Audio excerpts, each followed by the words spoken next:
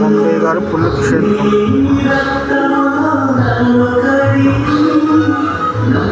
పెద్దవటపల్లి.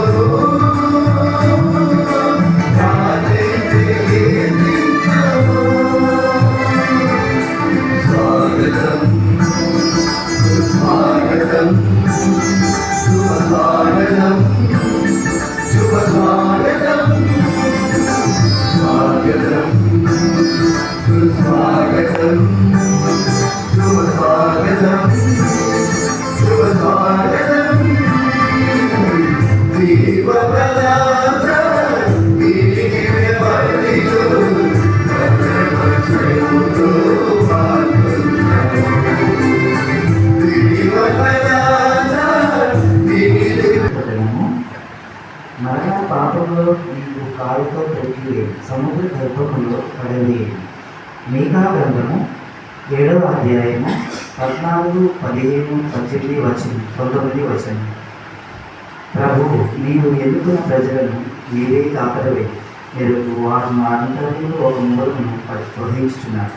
వారి చుట్టూ పాలతీను వల్ల జాలరు నేలకొద్దరు. కావున ఆ జంతు పురకాలం ముందు కాశులను గిన్నెలను మైదానంలో పోయి మేడుగా నీవు మమ్మ ఐగుప్తు మీద వచ్చినప్పుడు వలని ఇప్పుడు మా కొరకు అద్భుత కార్యములు చేయను. ప్రభు, నీ వంటి దైవము లేడు. ఈ ప్రాణములతో మిగిలి ఉన్న మీ ప్రజలను ప్రబోధన మన్నితూ మా మీద సదా కోపము మమ్మల్ని భరించుటై మీ కారణము మాపై మరలా నేరము మోపు పాపలను మీ కాళ్ళతో తొక్కి సముద్ర గర్భంలో పడివేయండి. ఇది ప్రభువుని వాక్కు.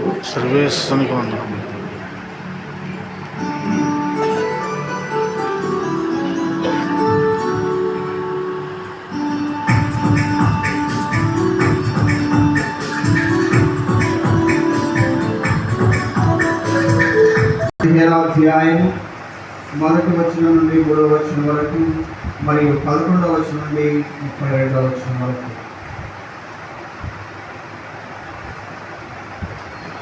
ఆ కాలంలో శుంకరులు పాపులు అందరూ యేసు బోధలు వినేటట్లు ఆయన వద్దకు వచ్చుచుండరి. అది చూసి పరిసయ్యులు ధర్మశాస్త్ర బోధకులు ఇతడు పాపులను చేరదీయచ్చు వారితో కలిసి భుజించుచున్నాడు అని సనుగుకొనసాగారు. అప్పుడు యేసు వారికి ఒక ఉపమానమును చెప్పాడు. యేసు ఇంకా వారితో ఇట్లనెను, ఒకరికి 2 కుమారులు ఉండిరి. వారిలో చిన్నవాడు తండ్రితో, తండ్రి, ఆస్తిలో నా భాగము నాకు పంచిపెట్టుము అని. తండ్రి అట్లే వారిరువురికి ఆస్తిని పంచి ఇచ్చాడు. త్వరలోనే చిన్నవాడు తన ఆస్తిని సొమ్ము చేసుకుని దూరదేశంలోకి వెళ్ళాడు. అక్కడ భోగ విలాసములతో ఆ ధనమంతయు దుర్వినియోగం చేసి తన ఆస్తిని అంతటినీ మంట కలిపాడు. అప్పుడు అతడు దారుణమైన కరువు దాపరించుడొచ్చి వాడి ఇబ్బందులు పడి, అందుచేత వాడు ఆ దేశంలో ఒక యజమానిని ఆశ్రయింపగా అతడు వారిని తన పొలంలో పందులను మేపుటకు పంపాడు. వాడు పందులు తిని పొట్టుతో పట్టు నింపుకొన ఆశపడుచుండే, కానీ ఎవరునూ ఏమీ ఇయ్యలేదు. అప్పుడు అతనికి కనువిప్పు కలిగి తనలో తాను ఇట్లా అనుకొని, నా తండ్రి వద్ద ఎందరో పనివారికి పుష్టిగా భోజనం లభించుచున్నది, కానీ నేను ఇక్కడ ఆకలికి మలమల మాడుచున్నాను. నేను లేచి నా తండ్రి వద్దకు వెళ్ళి, తండ్రి, నేను పరలోకమునకును నీకును ద్రోహం చేసుకుని ఇప్పుడు నేను నీ కుమారుడును అనిపించుకొనతగను. నీ పనివారిలో ఒకరిగా పెట్టుకొనుము అని చెప్పెదను అని తలంచి వాడు లేచి తన తండ్రి వద్దకు బయలుదేరాడు. కానీ వాడు ఇంకా దూరముగా ఉండగానే తండ్రి అతన్ని చూచి మనసు కరిగి పరిగెత్తి వెళ్ళి కుమారుని కౌగిలించుకొని ముద్దు పెట్టుకోయాడు. కుమారుడు తండ్రితో, తండ్రి, నేను పరలోకమునకును నీకును ద్రోహం చేసుకుని ఇక నేను నీ కుమారుడును అనిపించుకొనతగను అని పలికాడు. కానీ తండ్రి సేవకులతో, త్వరగా వీనికి మేలు వస్త్రములను కట్టబెట్టుడు, వేలికి ఉంగరమును, కాళ్ళకు చెప్పులను తొడగు, కొవ్విన కోడెదొడను వదింపుడు, మనం నిదారగించి వేడుక చేసుకుందాము. ఏదైనా మరణించిన ఈ నా కుమారుడు మళ్ళా బ్రతికాను, పోయినవాడు తిరిగి దొరికాను అని చెప్పారు. పిమ్మట వారు విందు చేసుకొనసాగారు. అతని పెద్ద కుమారుడు పొలం నుండి ఇంటికి వచ్చేసరికి సంగీత నృత్యముల ధ్వని వినిపించాడు. అతడు ఒక పనివారిని పిలిచి, ఇదంతా ఏమిటి అని అడిగాడు. నీ తమ్ముడు వచ్చాను, కుమారుడు క్షేమంగా తిరిగి వచ్చినందుకు నీ తండ్రి కొవ్విన కోడెదూడను వహించను అని అతడు చెప్పాడు. అందుకు పెద్ద కుమారుడు మండిపడి లోపలకు అడుగుపెట్టుటకు ఇష్టపడుతుంటాడు. తండ్రి వెలుపలకు వచ్చి అతనిని బ్రతిమాలసాగాడు. అందుకు పెద్ద కుమారుడు తండ్రితో, ఇదిగో నేను ఇన్ని సంవత్సరముల నుండి నీ పరిపాలనను చేయించున్నాను, ఎన్నడూ నీ ఆజ్ఞను మీరి ఎరుగరు. అయినను నేను నా మిత్రులతో విందు జరుపుకున్నటకు నీవు ఎన్నడూ ఒక మేకపిల్లనైనను ఇచ్చి ఉండలేదు. కానీ నీ సంపదలను వేశ్యలతో పాటు చేసిన ఈ నీ కుమారుడు తిరిగి వచ్చినంతనే వాని కొరకు నీవు కొవ్విన కోడెదూడను పోయించుకుని అని. తండ్రి అతనికి ఇట్లు బదులు చెప్పు, కుమారా, నీవు ఎప్పుడునూ నాతో ఉన్నావు, నాకు ఉన్నదంతయు నీదే కదా. మనం విందు జరుపుకొనుట న్యాయము.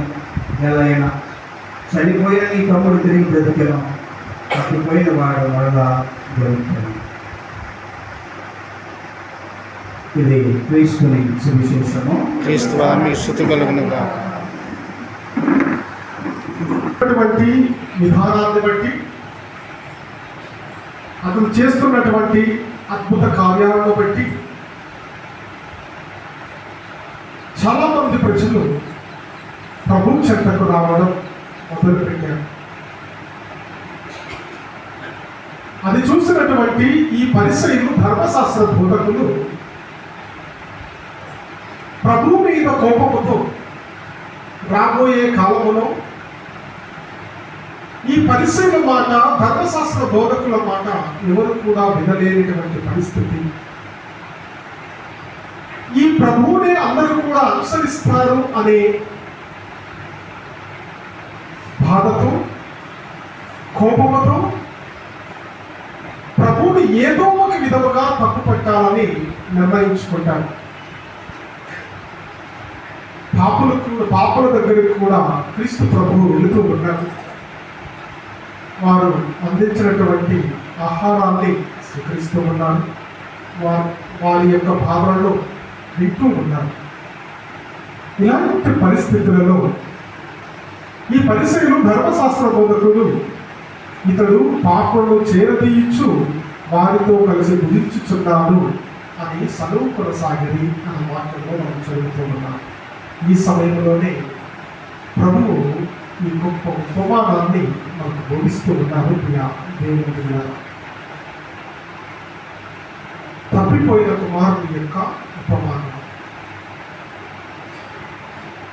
పెద్ద కుమారుడు, చిన్న కుమారుడు తండ్రి యొక్క ప్రేమను ఇద్దరు కూడా సమానంగా స్వీకరించారు. వారు చిన్న వయసులో ఉన్నప్పుడు తల్లిదండ్రుల యొక్క ప్రేమ వారు ఎక్కువగా అనుభవించారు. కానీ వారు ఎదిగే కొద్దీ, పెరిగే కొద్దీ, వయసు పెరిగే కొద్దీ ఆ తల్లిదండ్రుల యొక్క మాటను ధిక్కరిస్తూ వారి యొక్క చెడు స్నేహాల ద్వారా, భోగ విలాసాల ద్వారా ఈ ప్రపంచాన్ని చూసి వాటికి ఆకర్షితులై తల్లిదండ్రుల యొక్క ప్రేమను మర్చిపోతూ ఉంటారు. అదే పరిస్థితి వీరిద్దరి కుమారులకు ఎదురైంది. కానీ చిన్న కుమారుడు ధైర్యంగా తండ్రిని అడిగాడు. పెద్ద కుమారుడు ఏమో ధైర్యం వహించలేదు. ధైర్యం లేకుండానే తండ్రి సన్నిధిలోనే జీవించాడు. కానీ అతని యొక్క మనస్సులో మాత్రము ఈ యొక్క తెలియని వేదన, శత్రుత్వం, కోపముతో అదే ఇంట్లో నోరు ఎత్తకుండా జీవించాడు. వీటికి బానిసైనటువంటి చిన్న కుమారుడు అంత ఆస్తిని సొమ్ము చేసుకుని దూరదేశానికి వెళ్ళాడు. ఆ ఉపమానం మొత్తం కూడా మనకు తెలుసు. 12 మంది అపోస్తలులలో ఉన్నటువంటి ఇద్దరు వ్యక్తులు, యూదా ఇస్కారియోతు, పేతురు గారు. వీరిద్దరిని కూడా ఈ ఉపమానానికి తప్పిపోయిన కుమారునికి ఈ ఇద్దరి అపోస్తలకు మనము ఆ భేదాన్ని మనం తెలుసుకోవచ్చు. ఏ విధంగా అంటే ఇది వీరికి చాలా చక్కగా సరిపోతుంది. ఇద్దరు కూడా పాపము చేశారు. యేసు ప్రభువుని అనుసరిస్తూ ఉన్నప్పుడు యూదా ఇస్కారియోతు తప్పులు చేస్తూనే ఉన్నారు, డబ్బులు సంపాదిస్తూనే ఉన్నారు. పేతురు గారు క్రీస్తు ప్రభు యొక్క సన్నిధిలో ఉంటూ కూడా పేతురు గారు తప్పు చెయ్యకముందే ప్రభువు చెప్పారు, నీవు తప్పు చేయబోతూ ఉన్నావు అని. తెలిసినప్పటికీ కూడా పేతురు గారు అతని అంటే ఎవరో నాకు తెలియదు అని పాపం కట్టుకున్నాడు. వీరిద్దరిలో కూడా ఉన్నటువంటి వ్యత్యాసం ఏంటి అంటే పేతురు గారు తన తప్పును తెలుసుకొని పశ్చాత్తాపడి ప్రభు సన్నిధికి వచ్చాడు. ప్రభు అతన్ని మన్నించి అతని ద్వారా ఈ తెలుసుకొని నేర్పించాడు. ఎన్నో గొప్ప గొప్ప కార్యాలు చేశాడు పేతురు గారి ద్వారా. కానీ ఏమైపోయింది? యూదా ఇస్కారియోతు. యూదా ఇస్కారియోతు ఎప్పటి నుంచో పాపాలు చేస్తూనే ఉన్నాడు. ఈ చేస్తున్నటువంటి ప్రతి ఒక్క పాపము యేసు ప్రభువుకి తెలుసని యూదా ఇస్కారియోతుకి కూడా తెలుసు.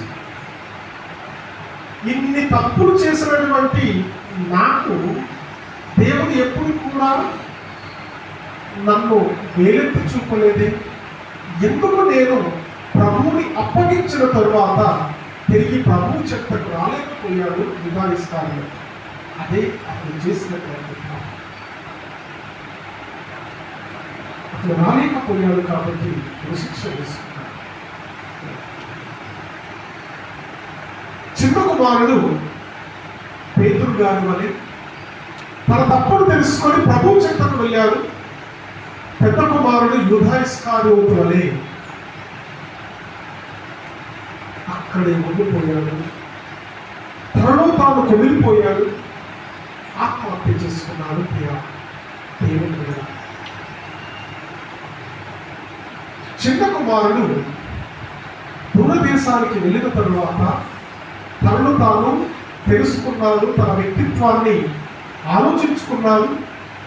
అతనికి అర్థమైంది, తన తండ్రి గుర్తుకు రాలేదు, తన అన్న గుర్తుకు రాలేదు. కేవలం చిన్న కుమారుడికి తన తండ్రి దగ్గర ఉన్నటువంటి పని చేస్తున్నటువంటి పని వాళ్ళు జ్ఞాపకం చేసుకున్నాడు. మా ఇంటి దగ్గర ఎంతో పనివారు పుష్టిగా భోజనం చేస్తున్నారు, సంతోషముగా ఉన్నారే. నేను ఈ పరిస్థితులలో ఈ పందులను మేపుకుంటూ అన్నము దొరకక ఆకలి ఎక్కువైపోయి ఆ పందులు ఏదైతే భోజనం చేస్తున్నారో, ఏవైతే తింటున్నారో అదే పొట్టుతో నా పొట్ట నింపుకుంటున్నాను. తిరిగి నేను ప్రయాణం అయిపోవాలి అని అప్పుడు అతనికి పశ్చాత్తాపం కలిగింది. వెళ్ళి తన తండ్రిని అడుగుదామనుకున్నాడు. తండ్రి, దేవునికి నీకు నేను మోసం చేశాను, పాపము చేశాను అని చెప్పాలని తిరిగి ప్రయాణం అయ్యాడు. తండ్రి మాత్రం ప్రతిరోజు కూడా తన కుమారుని కోసం ఎదురు చూస్తూ ఉన్నాడు. వచ్చిన వెంటనే తండ్రి కుమారుని కౌగులించుకున్నాడు. చిన్న కుమారుడు తండ్రికి చెప్తూ ఉన్నాడు, ఏడుస్తూ, తండ్రి, నేను దేవునికి నీకు మోసం చేశాను అని పలుకు కూడా తండ్రి వినలేదు. తండ్రి కేవలము నా కుమారుడు ఏదో ఒక రోజు తప్పనిసరిగా వస్తాడని ఎదురు చూశాడు. ఆ సంతోషంలోనే ఉన్నాడు. చిన్న కుమారుడు చెప్పినటువంటి మాటను కూడా వినలేదు. అలాంటి గొప్ప తండ్రి మనది.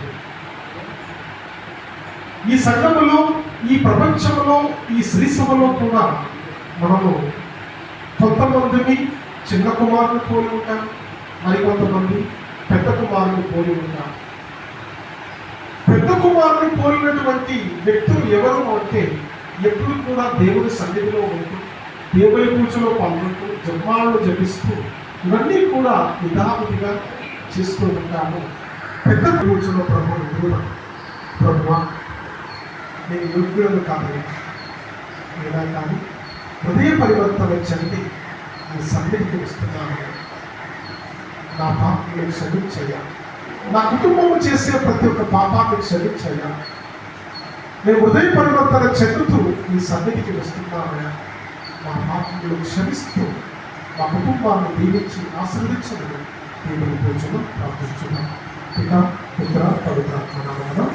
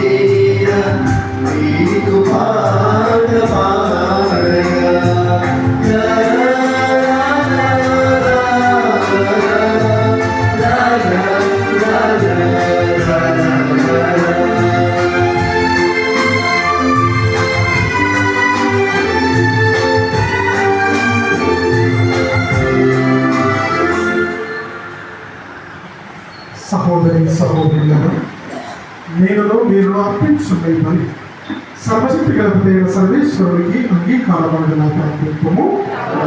సంశుద్ధి కొరకు మన ప్రయోజనం కొరకు ఈ కర్మచారి స్వీకరించుగాక. ఓ సర్వేశ్వర, మీ కృపా సహాయం వలనే మేము పరిశుద్ధ మనసులతో ఈ దివ్య బలిని అర్పింపగలిగించు ఉన్నాము.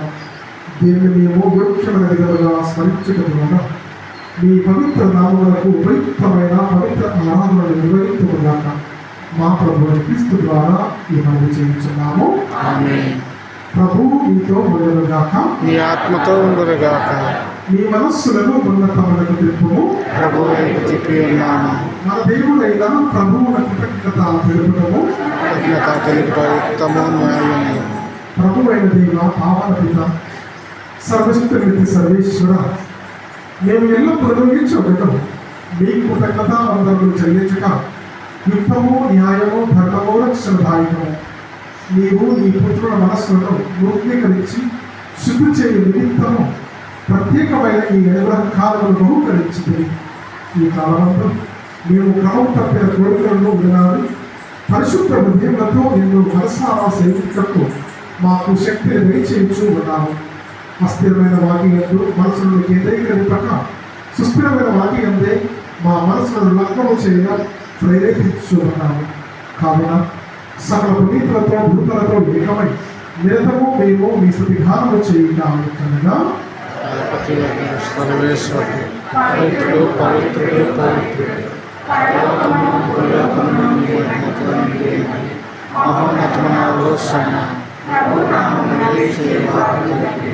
మహోన్నతమైన సన్న.